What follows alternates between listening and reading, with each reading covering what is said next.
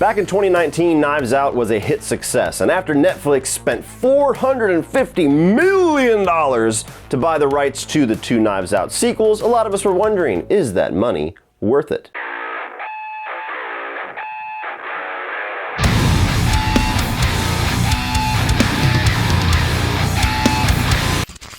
What's up, everybody? Welcome to my review of Glass Onion, a Knives Out mystery, or Knives Out 2, as I'm sure many people are going to end up calling it. And this movie was a select theatrical release that was only going to be for a few days and only in select cities. For everybody else, it's going to be dropping on Netflix, I believe December 8th, December 9th, somewhere in there. So, if you were not one of the lucky few that had a sitting near you, stay tuned. You'll be able to watch it very soon. But I drove 2 hours to Charleston, South Carolina to be able to check out this film because I was a big fan of Knives Out, and I had all the faith in the world that a sequel, or however many sequels they decide to do, were probably going to be great. So was it worth the 4-hour round trip added in with all of the holiday traffic?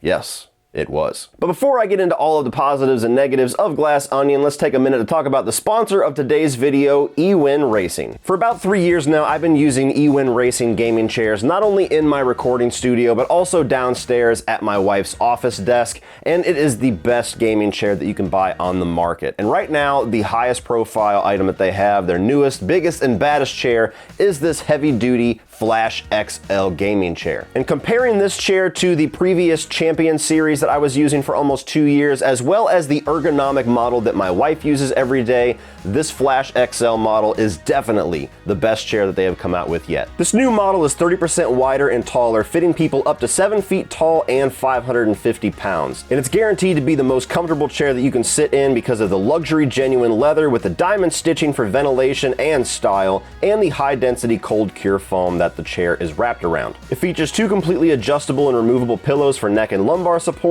fully adjustable 4D full metal armrests with concave padding for elbow support, and an 85 to 155 degree recline span. And of course, holding this chair up is the multi-tilt mechanism, Class 4 hydraulics, and aluminum base. Take it for somebody that spends hours at a time sitting at a desk. I have never once had to take a break out of comfort needs. I have never once had to take a break out of back or neck pain, and I have never once wanted to sit in any other brand but Ewin Racing. As of today, they have multiple Black Friday sales on their website, but I also have an exclusive deal for you. Using my promo code CODY30, you can save 30% on your purchase, which is actually better than the Black Friday deals going on today. So act now if you want one of the best gaming chairs that you are ever going to use in your life. Check out Ewin Racing down in the video description below, and be sure to use that promo code CODY30 to save that 30%.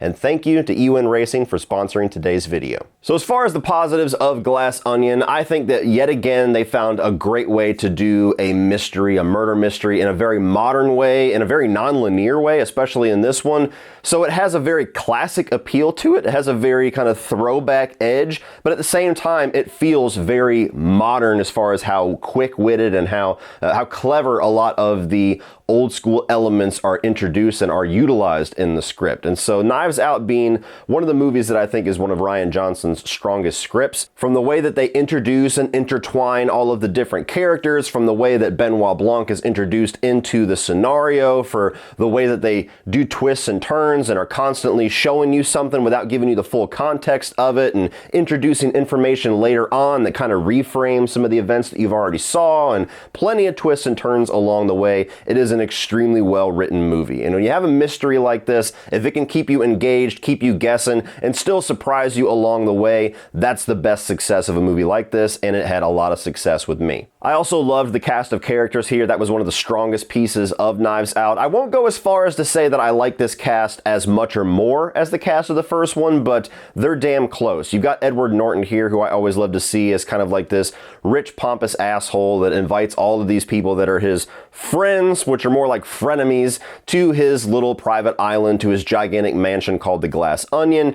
And then you have characters like Dave Bautista, who is this gigantic hulking video game Twitch streamer. You've got Kate Hudson as this extremely ditzy model. Catherine Hahn's playing like this all-American mom that's also into politics. She's like the mayor of her town. All these really wild standout characters that are really entertaining and interesting just by themselves and in and of themselves, but as you get them interacting with all of these other larger-than-life characters, they're a lot of fun, and they're played by actors that know how to have quick-witted dialogue, they have a charisma to them, and they all really gel really well together as a cast. And as they start to introduce all of these individual scenarios, why they might have had motivation to kill the person that gets killed, or why they might have had motivation to do certain things within the plot of the movie, it shows all these different layers to these characters to where you get introduced to them and you think you know about them, and then as the movie goes along, much like the plot itself, things start to unpeel and the layers of the onion come undone, and you learn a lot more than you thought you did throughout the movie. And of course, you got Daniel Craig as the returning star here as Benoit Blanc, the recurring character who's going to be kind of the protagonist for all of these Knives Out movies.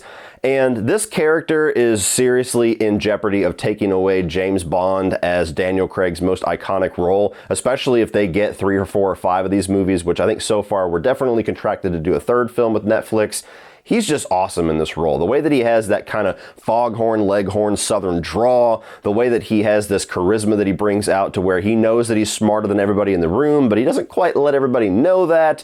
There's times where he does get surprised with the information that he finds, and especially in this one, even more so in Knives Out, to where he's invited to this island and he's a total fish out of water, to where he's a very everyday man, probably doesn't make a whole lot of money, and now he is surrounded by all of these rich, pompous assholes that live this elitist life and are just so far removed from his version of reality that it was a lot of fun, especially in the first act or so of the movie, kind of watching him see how rich people act and how rich people live and just not knowing at all how to fit himself into that scenario. And speaking of James Bond, I felt like this movie had a very James Bond edge to it, with the fact that they kind of go abroad. The whole movie takes place in Greece and in this isolated island that Edward Norton has, and this larger-than-life Bond villain mansion. And so it was almost like it was intentional because Daniel Craig is there to add a little bit more of that flavor in there. And so where Knives Out was very centrally located in this American town and in this mansion with this family, this one feels much more like a bigger story just because of all the locations that you get to visit.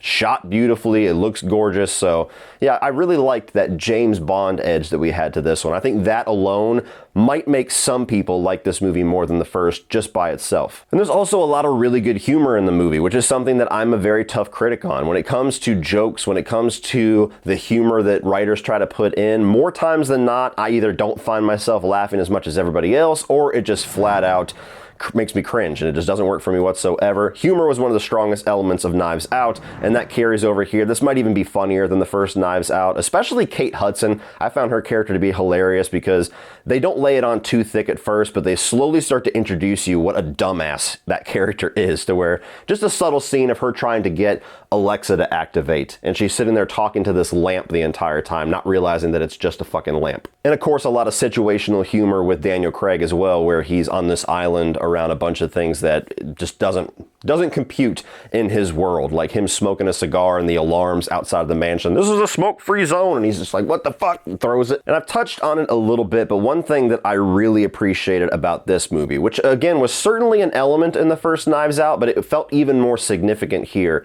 is the way that they tell the story in a very non-linear way, and almost in a way where you don't realize it's non-linear until something's happening. And so you get introduced to these characters, this situation, you get a good 30-45 minutes into this movie, and you feel really embedded into the plot, and then something happens, and then we get to go back and learn some details that we didn't know, which again reframes some of the things that we've already seen while also setting us on this new trajectory for the rest of the movie. And that was something that really kept me engaged. For a longer movie, I never really felt the runtime because it was always switching gears and sending me in a new direction. As far as mixed aspects, one is that there is a number of celebrity cameos that you get in this movie that to me weren't necessary. They're fine, they're fun. Some of them definitely get a little bit of a chuckle out of the audience, and some might even get a bigger laugh out of you at home, but there's something about this movie and the Knives Out story, especially in the first movie, where it feels real, but it feels like its own reality, and I kind of like maintaining that. Whenever you start to interject real life people and real life celebrities, it puts that movie that you're watching in our reality, and sometimes I'm just not in the mood for that. Sometimes I want that full escapism. And so while the cameos weren't bad, and they weren't like insulting or weird or cringy or anything like that, I just didn't need them. There was also this recurring character that was kind of a cameo in and of itself, for Noah Segan. It's a guy that you could look him up if you don't recognize the name. He's been in a lot of Rian Johnson movies. They're very close, obviously. Rian Johnson actually came to Fantastic Fest, where I was at, to see the premiere of Noah Segan's new movie. So he has him in here clearly as just like, hey, bring my buddy along, give him this small little role. And his role is kind of like Brad Pitt in True Romance, but not nearly as funny or significant of a role. And so every time he came back around, it was almost distracting for me. Again, just like with the cameos, it wasn't bad. It wasn't like his place in the movie threw me off or is really a negative. It's just something that I think if you took out those moments, the movie wouldn't change at all. Now, as far as negatives, and this is extremely small, like I almost put it in the mixed category. I didn't think that the revelations by the third act of this movie were nearly as interesting or as engaging as the reveals in the first movie. I wasn't as invested in who the killer was. I wasn't as invested in the motivations to do the kill. I think it was maybe something just about the rich elitism to where I didn't care. I was like, fuck it, they can all die in an explosion and I really am not going to shed a tear. These characters are all assholes.